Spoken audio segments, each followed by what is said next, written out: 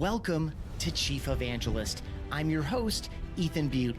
I'm on a mission to explore and understand the role of the Chief Evangelist and the movement behind it. How should CEOs be thinking about it? How does it benefit the company? Which companies and markets need evangelism most? What is the work involved? What does success look like? And who's a good fit as a Chief Evangelist? That's what we're exploring at chiefevangelist.com and in conversations like this one. Today, we're learning from a fantastic human being who very directly shares responsibility for A, my becoming a chief evangelist years ago, and B, my hosting this show today. In fact, a few years back, I interviewed him about his role at the time, co-founder and chief evangelist at Terminus, where he started as CMO. He's a three-time author, a longtime podcast host, and co-founder and CEO of the advisory firm GTM Partners. Sangram Vajre, welcome to Chief Evangelist. Ethan, I think you should have just said a good old friend. I think that would have taken care of everything. Yeah, man, it's awesome. I think we'll get to how all of this came to be, and I probably told it before to a number of people, including people that will listen to this episode. But I want to start, before we get into any of that, I want to start with a question that I'm starting with everybody, which is, what is the most important job of a chief evangelist?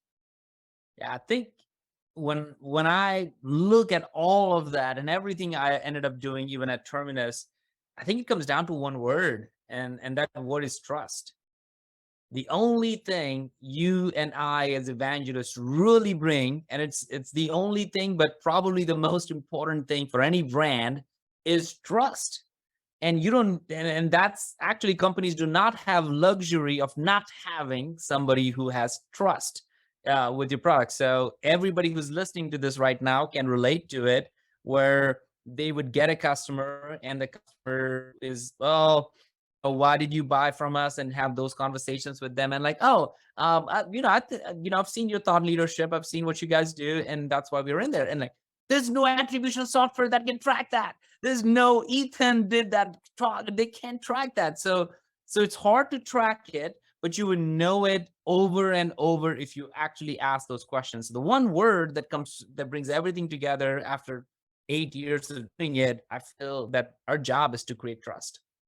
I love it. And why do you think at the risk of asking the obvious, but at the opportunity of getting into some really interesting conversation, why do you think a human, a chief evangelist, or, in another company, a product evangelist, or a technical evangelist or technology evangelist, why a human being, at the risk of asking the obvious to a very relationship-oriented person, why does a human carry the opportunity to build trust with a brand and a product? I think loyalty today can be bought way faster than one would think. We all think about Uber. Let's just use that as an example. I and you we have both used Uber, and I still have it sometimes. And as I travel, and I remember last time I was sitting, after my flight, I was sitting at the airport. I saw a taxi in front of me. And I'm calling Uber because that's what I'm used to doing. I'm doing Uber, and it's 15 minutes away, and there's a taxi right in front of me. And I'm thinking to myself the whole time, so what am I doing here? I'm losing 15 minutes, which is what the convenience of Uber was. And I know maybe the taxi is not that clean, but that looks pretty clean taxi. And I don't want to wait another 15, but I've spent 15 minutes. So my loyalty changed. And I'm like, I'm not going to do 15 minutes. I canceled it. I got in taxi and came home, and I was fine. And I feel like, wow, that shifted for me instantly. There was no loyalty in my mind. It was all about convenience and time. That's the only two reasons why I use Uber. And if you look at every product and service we ever buy, it's probably in that range. Oh, is it convenient for me, or is it saving me time? If it answers those questions, you're going to go for it, and you're going to shift. So I think our loyalties can be bought at the end of the day. What cannot be bought is whoa, do I trust this because my job is on the line? Now that's a very different conversation. I will rather let it be inconvenient, because if my job is on the line, I'll still take extra time if your product takes time to get on, or if it's expensive, I'll still buy it because I can trust that you will deliver and you will come through and all those things that comes with trust. So I feel like because in a transactional world, loyalty can be bought, I don't think you have a choice but to start building trust. And trust, by definition, can be built with humans, not with robots. Love it. Let's get really, and the thing that I appreciate there in particular is the divide between, some of this lighter weight transactional stuff that we don't have an expectation to involve a human in, and this idea of creating kind of a bulletproof loyalty, because it's like, these were the people that met me, or this is the person, or this is the company, or these are the 2 or 3 people that met me where I was when I really needed some guidance or support or help. When it came time to make a decision, I didn't even talk to anybody else because I just had that relationship there. And I know you've had that experience at Terminus. And of course, you pioneered as an evangelist. You were really pioneering this ABM movement and wrote 2 books on it. At the same time, there are a number of competitors coming up, but I'll bet a lot of the folks that were Terminus customers and are today didn't even look at anybody else, in part because of the work that you did. So let's spend a little bit of time there. Practically, as you're like tackling or planning a week or a month or a quarter as a chief evangelist, what were some of the activities that you performed to kind of fulfill your mission?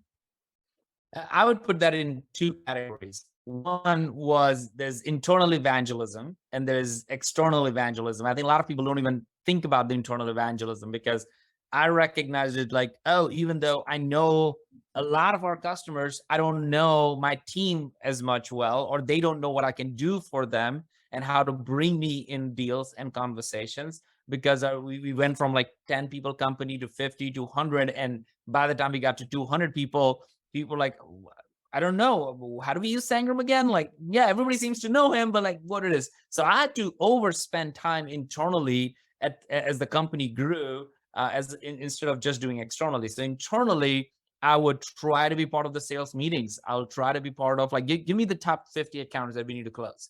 I'll find a way, like, how do I invite them on podcast and create that touch point and conversation? All right, where are these people? Okay, maybe we should just do a dinner or a road show or event. Like I could think of it because I had no barriers on it. All I cared about is like, how do we get in touch with these people and build relationship with them? And what are the biggest pain points do they have? Hey, maybe put me on the call with our top 10 deals in the pipeline, just to use me and tell them, hey, this is the author of 2 books. Typically, most people would take a call if you have written a book or so. And his job is to just help you with strategy. Most times I didn't even use the word terminus in most of my conversations. I was like, okay, what's the problem? Okay. Oh, here, what's happening with that campaign? What's happening with that strategy? How are you getting buy-in from the board? Like we're talking about budgets. We're talking about all kinds of things that the sales, nobody's involved in it. It's just me and the CMO of another company. So internal evangelism, to use me for that, was critical. And we would have deals over deals. Again, it's hard to attribute to an evangelist call, but I knew, oh, that just happened last week. And there was 2 conversations I had with the CMO that no salesperson can reach out to the CMO and have that level of conversation. So internal evangelism is key. And I factored a lot of my time as the company grew on that to get on deals. External evangelism was just nobody told me what to do, right? Nobody had a job description for what to do.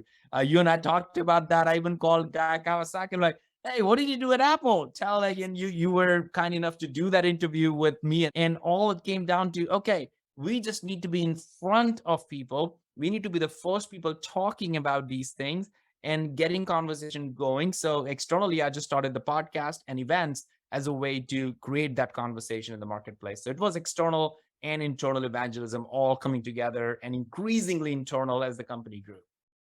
I love it. I'm going to guess. I've described it even on this first few episodes of this show. I described my work as seasonal, where like, it's this way for a few months, and then I need to shift kind of priority or attention over the next, 7 months because of this dynamic. Or if I'm researching and writing a book, that's going to be, and then planning the launch of it, that's going to be, often that. Would you say the same thing, kind of like a push and pull, kind of proactive, but also reactive to the needs of the business internally, externally at the time? Like, and how important, I guess I'll just turn it into a question. How important is it to make sure that this evangelist it has the purview. I mean, you were co-founder, so that, I mean, and prior CMO, so it made sense. But, for someone else to make sure that this person has the purview into what's going on in the business and the strategy and all of that. Like, I know that's kind of two questions in one, but so I guess speak to that. Like, what would you advise, and what was your experience in terms of what you knew about the business because of your level that you were operating at, and your ability to kind of get ahead and react to different things as necessary? Well, first of all, I think the idea of evangelist becomes, or to many as the company grew, is like, well, not really sure what that person does, right? And I've been in those shoes. All of a sudden, I'm like, wait a minute, how do you not know what I do? Like, have you not, like, I have that like passive aggressive feeling internally, if I'm being very honest. Or like, what do you mean? Like, don't you see all this thing, right? What do you mean I haven't read the book that I wrote about this on behalf of our company? Yeah, right. So it's a real challenge with new folks and new teams coming in. So I think anybody who's trying to be in that role, don't underestimate the over education that you'll have to do internal enablement around it. So I did certain things myself. I just took it on because I felt like, oh, as the company is growing, we're missing this thing. So every week I would just do a quick update to all the leaders of the group, not to the company, but all the leaders, because I didn't have any direct reports. I wasn't really fully, truly reporting to anybody in the best way. So I'm like, well, it's my job. It's nobody else's fault or anything. It's my job to educate everybody what I'm doing and how they can leverage me. So I would take painstakingly and very much hard to talk, hey, here's what I did kind of thing. But I had to do that. I recognize, hey, I just interviewed the top 3 deals that are in our pipeline. So here's the interview. Feel free to share. We're doing a event, a dinner with the top 5 future customers. So here's something that anybody wants to support, join. And if you want to do more in different cities, let me know. I hopped on 2 different calls from customer success. And here's what I noted. So I think marketing, we should create a research report that is focused on this pain point. So I would outline something. Here's what we did. Here's what I noted or observed. And here's what we could do and should do, and tag the leaders on the group. And inevitably, conversations will begin to happen on like, wait a minute, what are you talking about? Let's just chat. And then that will go internally. So I had to take on myself to be the evangelist of my evangelism, if that's not overdone or oversaid right now. Yeah, really good. And I guess just for folks listening that are either thinking about how to structure this in their organization or in the role or want to be in the role, that's super interesting. And as a co-founder, I think you probably have or had more distance if you needed it or wanted it, and less oversight than almost any of the rest of us in the role. Because and so the way I stay in touch, and the reason as I start to feel guilty, that's the challenging thing about interviewing people who are or were chief evangelists. I'm like, I'm doing my job so bad because all these people have these cool ideas and they're doing things differently and better. The reason so as you were describing kind of what you were doing proactively, I do have, like, I'm in the marketing leadership meetings, I'm in the senior leadership meetings, and I'm in the executive leadership meetings very consistently. So I guess I'm doing some of that reporting hand to hand, but it is interesting, and day to day, week to week. And so it is interesting though, for your own documentation. I mean, when I get, you've already referred to our initial conversation with Guy Kawasaki that we did together. So I'll lay this out really quickly because I'm going to go into something you shared with me on ours. I reached out to you when you were hosting Flip My Funnel. I said, hey man, I want to interview you as a guest on your own show so that your amazing audience can get to know you better, because you always make it about the other people, which is what you're supposed to do. But I think I should interview you. And I think a cool topic would be your title, Chief Evangelist, which you playfully referred to as Accidental Evangelist. So I figured there was something. And you were not an evangelist, were you an evangelist by that time? No, this is how I got my title. Yeah, right. I guess I'm telling the story to everybody, including you. So, so you said, because you're very community oriented, and that's I don't know how deep we'll be able to get into that today in our time together, but you're a very community oriented person, and I've learned so much from you on that theme and topic. And for folks listening, I'll write up or add links to the write up on this, to a conversation we did on the 10 components to building a community. But you said, I'll do you one better. Yes, I'll do that interview with you. but I find 3 more evangelists and I'll run it as a 4-part series once a week for a month. So I was like, oh, cool. So I knew Dan Steinman at Gainsight. I cold reached out to Dave Isbitsky, the first employee in voice at Amazon, chief evangelist of Alexa and Echo at the time. Now he's with the AWS portion of the business. And then I just figured I'd cold reach out to Guy Kawasaki, who I found kind of a plain email address online on one of his multiple websites. Chief evangelist initially at Apple, probably the first chief evangelist, or certainly the first big one, and currently chief evangelist at Canva. And because he was doing publicity for his memoir, Wise Guy, I got a reply to that video email that I sent him from Penguin Random House Publicity. And I remember what I told you. You're like, dude, that's awesome. Can I do that interview with you? I'm like, I want to get in on that. I'm like, do whatever you want. Yeah. So anyway, yeah. So it's funny. So I wrote that up and I wrote 10 things I learned from 4 chief evangelists. Sub-theme was, if you're innovating, you must be evangelizing. Key thing I took from you that I share with everybody is that you're evangelizing the problem, not the product. But I wrote up that, and those are a couple of the points of the 10 that I made in that post. And I went to Steve, my co-author on both books that I've written, and our CMO at BombBomb. And I was like, hey, Steve, I did this thing. It's not about BombBomb. It's not about video email. It's not about video messaging, but it's got some awesome people, some cool insights, some amazing brand names. I could put it on my personal website, or I could put it on the BombBomb website. He said, go ahead and put it on the BombBomb website. So I did. I published it. I shared it with him. And he was like, dude, this is cool. By the way, we need an evangelist, and you're the right person for the job. And so that's how it all did. That's why I wrote the open the way I did. It's like, oh, wow. You unwittingly did. And here's the funny thing. The whole reason this podcast exists is that blog post still ranks 2nd or 3rd in Google organically for the chief evangelist search. So I've had dozens of people over the past 3.5 years since we did that project together reach out and say, hey, I found this thing. It was super helpful, because no one's writing about this. That's why I knew that there was a podcast to be had. Anyway, that's my let me inject one thing as you get a breather on that whole story. Is if everybody listening to this, just take a note on this one. Like, the fact that Ethan went on this journey, took a leap of faith and did this. And the most important thing of all is he documented it.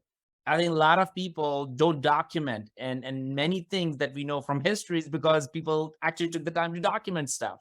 And as an evangelist, or it might feel very self-serving, but it is probably something, one area that most people miss. And I think over the years, if there's one area where I've gotten better at than anything else, is documenting the journey, documenting what you're doing. I literally always have an Evernote open I'm just documenting ideas. I'm documenting conversations. Anybody makes a point, I just document it, because you never know when you're going back to it and how that's going to help you do it. So if nothing else, people just take the idea of documenting and use that as part of whatever you do in your life. It's going to be helpful. I love it. And for folks listening, Sangram, of course, practices what he preaches. And I get an email every week about, what's going on as you're building GTM Partners, and the wins, the losses, the personal stuff, the professional stuff. So anyway, documenting, really, really good. Okay. So in that, of course, it's problem over product. And I think it's easy to say, but I think there's also a crux there. I think a lot of people that are unwilling, I'm thinking right now of CEOs or other leaders that are like, yeah, that all sounds good, but you're not. And frankly, at BombBomb, we've struggled with it intermittently in a variety of different ways too. Like, well, how can we afford to be spending this time and attention not talking about Terminus or not talking about BombBomb directly? Talk about this problem over product dynamic, especially in light of the fact that our work is already difficult to prove the ROI on. So anyone who does observe it, they're like, but he didn't even, and this is something Dan Steinman told me. He was like, because he wrote Customer Success. He wrote that book. There are multiple names on it, but he was the one who sat down and wrote all the words in it. And he was like, when you read that book, you will never read the word Gainsight. And you already took care to say it too. In most of my presentations, I never said Terminus. So talk about that dynamic. Why is it so important to focus on problem over product, and what close that gap so it's not so big a leap of faith for people that are like, but you can't not talk about the brand or the company or the product? Well, there's two thoughts on it. One, I think we already covered trust, and the only way people are going to trust you is when you talk about their problem, not your product. So by definition, you have to just recognize that as a psychological thing to do. Is that's why it's important to talk about problem. But here's the other thing: is just just also giving credit to people that they're smart. If people today who know you or follow you, Ethan, on LinkedIn, know that you're with BombBomb, you don't have to keep saying that to people that I'm with BombBomb, right? Like, if you do decent in the work, everybody in the world who follows you right now already knows that. And so is with me. Everybody knew that I was the co-founder of Terminus. So I don't have to put Terminus in everything. If I'm presenting and do a keynote, somebody's introducing me like you just did. Oh, there is the co-founder of Terminus, CEO of GTM. So I don't have to shove GTM Partners again in any of these things. What I do need to do is people to recognize, hey, I'm actually creating an analyst firm. And what I'm thinking about is I want to find the best ways companies can be, and not be stack ranked, but use cases come to life, right? That's what I'm trying to do through this firm. So I'll need to talk about that, what is important for people, not that, oh, I'm building an analyst firm because I want to be a company that does analysts. That's nothing. Nobody's interested. Even I'm not interested in that.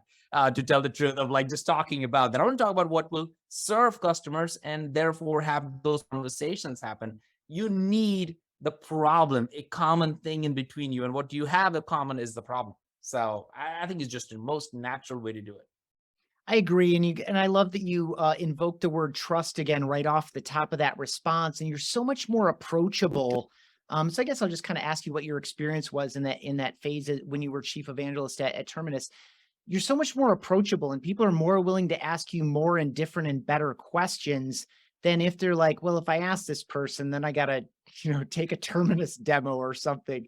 Yeah. Like, I'm gonna guess that because of the way you carried yourself, the way you presented yourself, then your problem orientation, your customer orientation, you probably got so many more conversations with potential and then subsequent buyers than you ever would have if you hadn't taken that approach.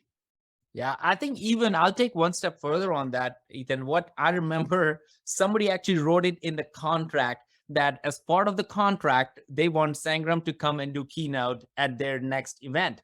And you think about that. Why would somebody want you as a vendor to come and do a keynote at your event? It doesn't make so they had make sure that that was part of the deal. So it went even that far, which goes back to the fact that they knew that I wouldn't be selling Terminus. They knew that my job would be to help talk about the problem and how to solve and the use cases and things that really matter and will be useful. So it became a thing where people would invite me to talk at their events. And the biggest thing was, even to flip my funnel, we invited our competitors to come on the stage and speak, which is on your post that you mentioned about. So we did all of these things so differently. But here's the big catch. I could do that because I'm a co-founder of a company, and I could assert a little bit of weight on that one. I think about Dharmesh, who that inbound, right? He is in effect the most, like, he's the evangelist. He doesn't have any direct reports. He's by himself, and that's what he does. And inbound has it. You think about Nick Mehta at Gainsight, like he is the CEO, but he's also the greatest evangelist for it. You think about Mark Benioff. You would never hear about a CMO at Salesforce. Like nobody knows who's the CMO of Salesforce because Mark himself is the CMO. You think about all the way to Steve Jobs. Like you kind of like these. If you start at the C level, if you are that person, then I think you need to make those decisions. Now, if you're someone who's within the ranks coming up to be a chief evangelist, now you have a little bit more battle to fight.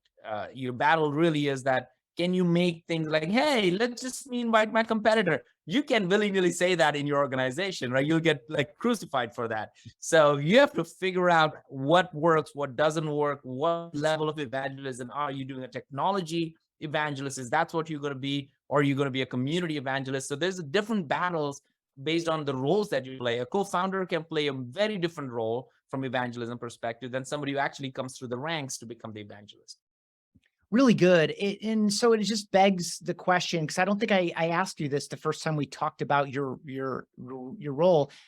What was going on for you personally, or with Terminus, or in the market, or with the account-based marketing or ABM movement, that led to you saying, you know what, my peers and board, I am no longer the CMO, I'm the chief evangelist, or I feel like the right direction for me in the company is to go from CMO to chief evangelist. What was going on for you? Like, that wasn't a dedicated role at the time, obviously, chief evangelist. Yeah. What was it about the market or yourself or the company or the movement that gave you the vision to say, this is, I think, something that would be right for all of us, and pursuing it? Like, how did that whole thing go and how did it get sparked?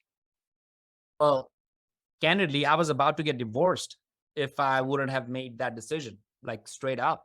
I was getting burned so bad by being an operator, running marketing. And again, because we're building a new category, I actually had not only I was a CMO, but I had sales, customer success, marketing, product, all reporting into me because that Oh, was wow. Yeah, yeah. my problem that I was trying to solve. And my co-founder, CEO, Eric, at that time was running the CFO part and raising money and focusing on operational element of it, but vision casting internally, vision casting externally, and running events and running all of it. It was just crazy. So while the company went from $1 million to 5 million to 15 million by like the first 3 years of our company, I was just pouring everything I got into it. And my wife, who gave me the opportunity to go leave Salesforce and do this, pretty much like, I don't even know who you are anymore.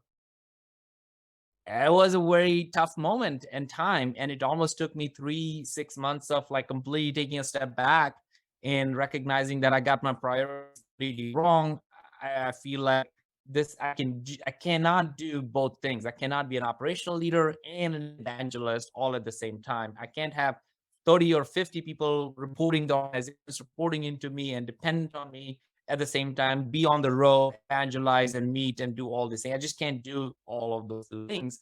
And so I personally, I was in a really, really bad spot. And it was all my doing. I didn't know, I've never been there, and I didn't set the right expectations with myself or my family, with my team. I totally brought it on myself. So it was a very candid conversation internally, like, all right, something got to give. And it was one of the hardest thing to do at that time, because like, how do you not, like, I feel like I'm a pretty decent marketer. How do you give up marketing? Like, you like, I like, no, like it's just those things that you want to change. You can't, like, sales and product vision and need to hire all these people. And just, it was too much. It was too much for me. And I didn't realize it was too late, too long of it. So it took me 6 months to almost reset myself, rethink what my role is. And I'm forever grateful for it now, because, our marriage got saved, our company continued to grow. Like, things turned out great. But there was a clear moment in time where I was in the chasm and I didn't know what, I couldn't crawl out of it unless I picked a side. Man, thank you so much for sharing that. I know that people can identify, I mean, maybe not with the exact details, and certainly not any CMOs who also oversee sales and CS and product. I mean, that really is a chief operating officer. It's amazing. But your personal passion, even the way you kind of close that down with, like, how do you let go of marketing? I mean, you had experience and passion and expertise for marketing. You're probably doing evangelizing too, Yep. while running all these other teams. I guess, as a follow-up, when you decided, I need to make more time in my life, I can't keep performing at this level, you obviously sought the right people to fill in some of those roles, to lead these different functions. And you obviously did that successfully, or else the company wouldn't have continued on the trajectory it did. For you, um, how did you arrive at evangelism in particular, both as, this is my best self, or this is how I can provide the most, like, because another alternative is, well, you know what, we need to find someone to run product, we need to find someone to run sales, we need to find someone to run customer success, and I'm going to be a pure true CMO straight up. So that was another path. So how did you Yeah. decide evangelism? And then I guess, I kind of want to get into, like, why that title at that time too. Like, Yeah. yeah. No, it twofold. One, I think it was more conversations internally. Like, it's almost like, without even saying and without even putting that title, that's what I was doing for 3 years. Like, that's kind of got Terminus to get to that number, to the conferences, the events, the podcast, the books, everything we did was me acting as an evangelist all day long. So one, it was just a natural. So if people just call me that. I just never had a title or anything. Like, yeah, he's our evangelist. Like people just called that in general. So it became natural. It became very obvious that, okay, well, those are the two paths. Do you want any operational responsibility, or do you think? And I was just so burnt out that I just didn't think I want operation. I couldn't sit in a peer room by looking at one silo. It just wouldn't make sense to me because I've been running so many things. So either I had to make a choice of, do I take a singular role in the organization that is functional, or do I stay outside of it and become more of like supporting all of those roles, like in just a different way. So I felt like being an evangelist allows me to support all of those roles without having to worry about, well, if I was in like I don't want to do that. If I could do, I just didn't want those thoughts in my head. So it made sense to just have a clean break, hire functional leaders for every area that we needed. And my job will be just externally. Like I don't want to do a lot of internal, because that's burnt me. I don't want to be in 100 sales calls. I don't want to be in, like, I just can't do that. And have direct reports and do performance reviews and then travel. So it took me 6 months of therapy, personal therapy and family therapy and everything to get out of what I'm really doing. And it comes down to really these two phrases. And I think I wrote about it at that time when you went through it, was that I learned a big lesson in my life around letting go and giving up. For the first few months, I thought I was giving up. I was giving up a title. I was giving up a role. I was giving up what I could do. I can do it all. Like, what's wrong? Like, I can do it, right? And so I had this idea, like, oh my God, am I not good enough? Like, why can't I do it? Others do it. Like, there are people who do it. What's wrong? So I was in this giving up mode, which made me very, very bitter with myself, quite frankly, and with some of the people I loved and cared for me. And then I think there was an aha moment in God's grace where I recognized that, no, actually, I'm letting go. I'm letting go of all of these things so I can actually focus on the things that matter to most, that I'm uniquely gifted to do. Nobody else can do as good of a job at this than I can. Like, I have to say those things to myself, right? Because it was hard. And I'm like, okay, if you can hire a CMO, right? Like, but you can't hire an evangelist, like, do that. So I had to, like, I'm letting go of that so I can do what I think I can do the best and serve the company the best. So it was a lot of that letting go and giving up idea. I love it. And the other thing I would add to letting go and giving up, because, giving up comes with so much emotional baggage and so much negative connotation, especially in Western culture. Like, we should give up. You just got to keep going. It's like, it's associated with so many unhealthy things in general. But you're also creating opportunities for other people to step in and learn to lead, or to take responsibilities that they didn't have before. I love it. So another thing that was in there, and I'll just share my own experience, is I felt like when I had that opportunity, I wasn't running 4 giant teams I was running 2 small teams in the marketing department, marketing operations and content and social. And so when Steve gave me this opportunity, I felt like, for me, because I haven't co-founded a company. I didn't work at ExactTarget in Salesforce. Like, I regard it as a career risk to leave a VP marketing role and go into this, because like you and like all the other people that I talked with, to figure out what is this thing at all, just kind of out of intellectual curiosity, doing that evangelist series, all of them were like you, no direct reporting. Some of them had to report up. Like, I still report to Steve, our CMO, and other people that I've talked with over the past several years report internally, but I regarded it as a risk to give up something that is definitely, every company is looking for someone that can build, hire, manage a successful part or all of a marketing organization. No one's out there saying, like, we're looking to hire a chief evangelist. Like, what do you think about that and now I've shared my own story to get your reaction for someone who's listening that is somewhere in this zone of, I think I want this, maybe I do, maybe I don't. Like, what would you say to someone that says, gosh, this seems kind of like a career risk? It probably is. It probably is.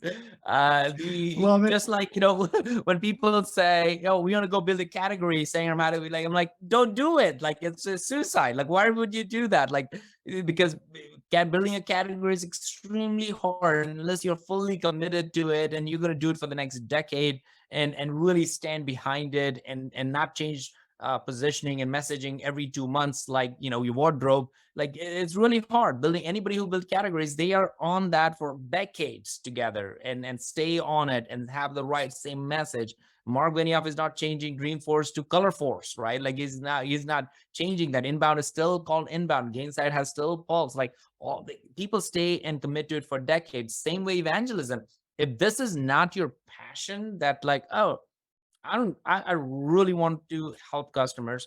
Well, that's all. I don't care about the the accolades around from my internal peers, because you'll have to get over that. You're never going to get accolades for what you do. And you just have to remind yourself and pat yourself on the back and keep going. You have to get good at that.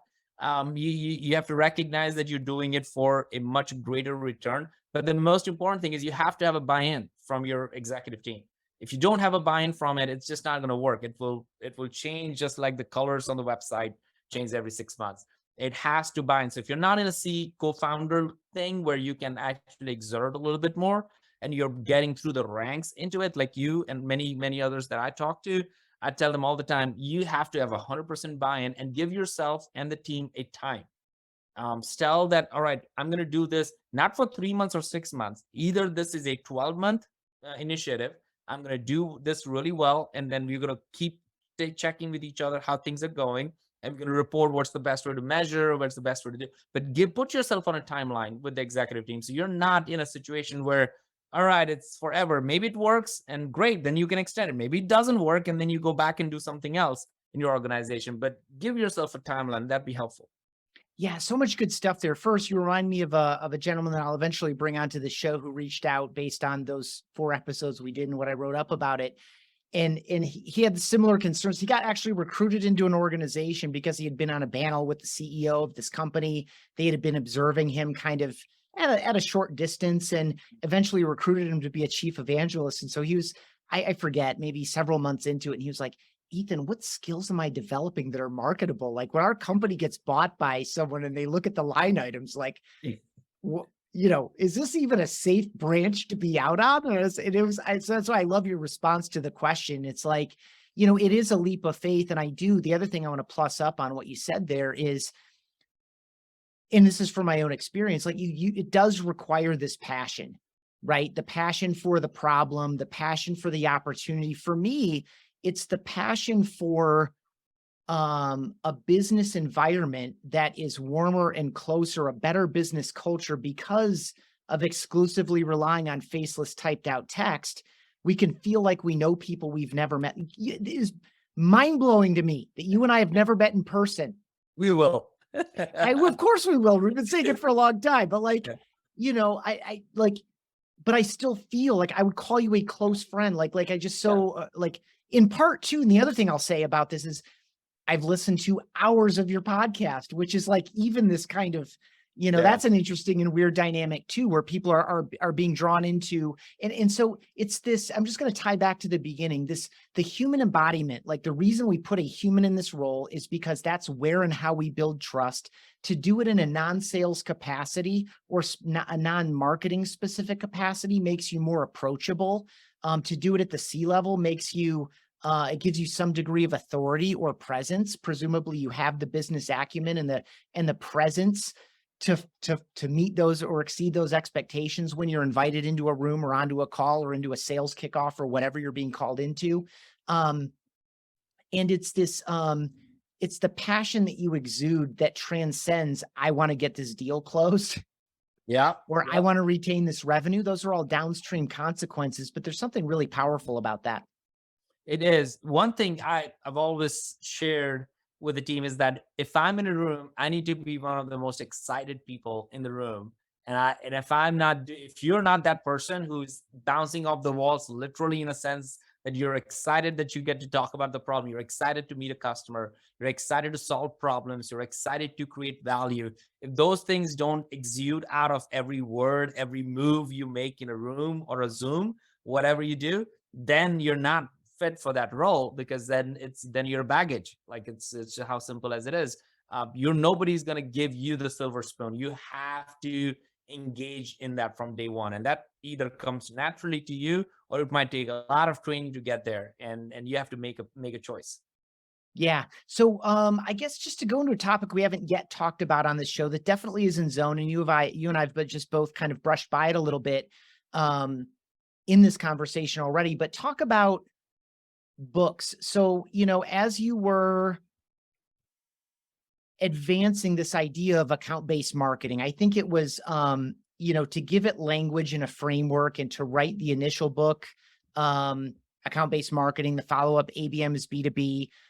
Talk about why you felt like a book was the thing and kind of how that filled in with the rest of the work that you were doing to reach people and educate people, inform people, advance the conversation, advance the ABM movement and understanding, to provide some. And that's the reason, by the way, why I'm doing this podcast is, to draw the parallel. People had heard of ABM, but not everyone understood what it was. And so it's like someone needs to like lay this thing down and like create some norms and best practices around it. And you were one of the key people to do that. Why a book, and what did you learn about the process of writing those first couple books about ABM in particular? So book to me is like the best form of business card that you can create and leave with somebody. And nobody throws a book away. Typically, they'll stack it up like I do, and read some of it, not all of it. But people love the idea of it.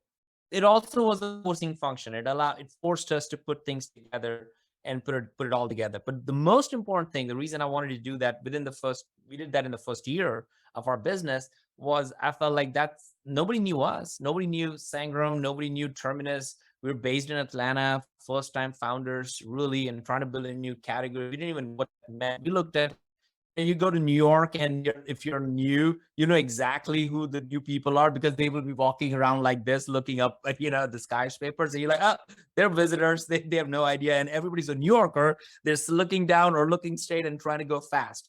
So it was like that in the early days. I was like, what is going on? This is a whole new world.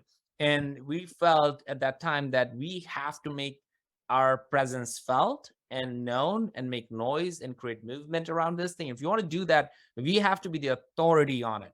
We'll bring others along the way, but we have to be the authority force on it. And one of the best ways we could have done that was just writing a book. And we've written and taught it so much in the first 9 months that Wiley's was like, okay, if you want to do a book, you've already written like 10,000 or 100,000 words, like blogs and articles. So you should be able to do that. And I think that was great, because that allowed us to get back into the media. Media started to interview us. We were able to use that as a direct mail for our customers. Oh, you guys wrote the book on it, so you must know a thing or two. So people would take up the call. It just builds credibility over a period of time. And I would never forever thought that I would write a book. Like, that was not part of my job description cards to do it. This was just honestly was a marketing strategy. Even ABM is B2B. The way it came around was, all right, it's been 3 years, and the first book we wrote, we didn't have stories of companies who did that. It was more of our view of how it should be done. Now we have thousands of customers who have done it. So ABM is B2B was to say that, okay, here are stories, here's a framework, here's the maturity model for that. And also that ABM is starting to become bigger than just demand generation. It should be for all of your B2B functions, pipeline velocity, customer expansion, and elements of it. So the books really it took the life of its own, and we continued to execute on that gut feeling, like we need to do it differently. We need to be the authority for it. We need to be the first to put out there and just do it in a way that people can understand and absorb that content. So good. And I love the forcing function dynamic in particular. It's like, well, we've taught this way, we taught this over there, we know these things. And like, okay, now we got a deal.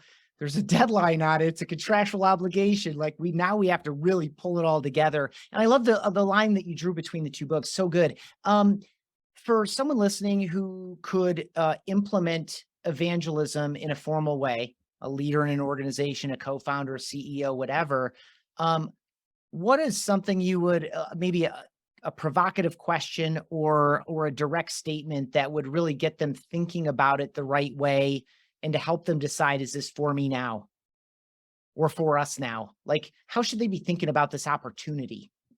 Yeah. Well, putting it directly or bluntly would be like, well, if you had to cut, 60% of your staff, what evangelist person would be on it? What about 40%? What about 20%? Where would the evangelist person be on the chopping block? Because just like when budgets get tight, the first place where the budgets get cut is marketing budget, because that's on a spreadsheet. And then, and then slowly towards people. And I think evangelist is always on a chopping block from day one. So if the person is on the chopping block from day one, just let the cat out of the bag already. Let's just talk through it. But if you have to let go of 60% of the people, what would you do with an evangelist? Like, would you keep that person? Would you see value in it? If yes, why? If no, why not? I think that answers pretty much their intent with the entire. Either they would lie directly to you about it. When that happens, you'll find out the truth, or they would be truthful and just let you know, yep, I luxury, and then you don't need to be in that position. Love it. How about somebody who is thinking about this? You're like, I heard this, I read that, I talked to that person, I saw a LinkedIn post about it. Seems kind of interesting for me. Same question, but for someone thinking about whether or not they should be in an evangelist role. Yeah, that person, quite frankly, Ethan, like, you are such a great example of that, right? I think you are probably in a much better position to answer that, since you lived it, you went through it, and you had the opportunity, you seized it, and you have clearly done really, really well. My 2 cents, and I want your perspective on this too. On this is, if you feel like that's something you want to do, you have to put yourself on a timeline. You have to say, give me 3 months to do this and test this and find out what is it real. Because it could be really challenging for you, because all of a sudden you don't have a footing. All of a sudden there is no line item that talks about you. And all of a sudden you have to create your own projects, and nobody's like, well, why would I do what you're asking me to do when I have a boss that tells me what to do and pays me? So it's a very uncharted territory for someone who hasn't really been there and doesn't have the blessing and the positioning around it. So put yourself on a timeline, give yourself the opportunity, experiment with it, try doing some of it on the as an additional stuff, until you become like, I did that twice, I felt good, we have support, maybe we should go and launch this into more of a formal thing. Love it. I guess what I would share to pick up on it, I would ask, like, are you running away from something or running towards something? And it just ties into our passion and belief Yeah. and curiosity and drive and perseverance. Like, if you're running towards something, that's a lot more interesting to me than, like, I'm not really fulfilled in what I'm doing and that seems like something I could do. Like, that's not it for Yeah. me. It's And and yeah. and then the other one is, try it. And this is in stories we've already released on the podcast, but then it's also something I've talked about with a number of other people that I'll invite on, is do it off the side of your desk for a while. Try to quantify, and it's very difficult to quantify specific benefits, but do it off the side of your desk a little bit and see if A, you love doing it, and B, it's helping you get done the reason you think you should be doing this thing. And Yeah. then start talking about that and build the bridge into it, because that's a good way to prove value. And, it's not as big a leap of faith, the tighter you can draw that out, And so, Yeah. anyone who wants more on that, I talked with Jen Allen, of Challenger on that. And we talk at length about how she did this. And she was like she was a salesperson. So she was doing this like Oh, wow. 25% of her time, and they were geographically oriented. So she was only getting the deals she was generating in her geography and had to give away like 70% of these warm opportunities she was creating through her kind of, evangelism experiments, and then built this bridge into it. Anyway, that's a lot of folks' stories. What do you think? Last couple things here, because I know we're close to time. What is the future of this? Do you feel like there are going to be more evangelists or fewer? Is it going to morph into something else? Like, any thoughts on where this is going? Just like you are having right now, Ethan, I'm having very ton of conversations on it. I think most people are recognizing the need for it. The biggest challenge is this something that people can quantify and actually make it part of their DNA? It's easier if you start doing that in the early part of it. I think that's what happened for us at Terminus. It is harder to do it a little bit later in it, and then it becomes more of like, well, add on, well, we should have an evangelist, and then you have somebody who kind of does it, and it turns into more of a thought leadership kind of thing. But honestly, it's way more than thought leadership. It's really building trust, like the internal external thing that we talked about. It has to be part of your ethos. So in many ways, I think the future is that more companies are going to have evangelist role. I have no doubt about it. They may not call them evangelists though. They may be like, hey, you, from a product perspective, you need to go do those things. Example, I was talking to Goddard, who's the CEO of G2, and I'm like, man, Goddard, I'm seeing you at everything. I'm seeing you at Inbound. I met him there. Then I saw him at Dreamforce. Then he was at SaaStr. Now he's going to India for his India team and APAC and London. I'm like, what are you doing? And like, he's like, dude, right now, and he's the CEO. This is $100 million company, right? And he's like, look, right now, because everybody's focused on efficient growth and everybody's trying to make sure things are tight, I just want to be frontline leader. I want to go in and meet our teams, meet our customers, make them feel that we exist and we're for them and we want to do this thing together. And I just want to be at the front line. So I'm using this season of this year to be that. So I'm like, in many ways, he's acting as the evangelist. So I don't know if the role itself will become the de facto part of it, but I think people need to start acting in that role at the highest levels in the organizations.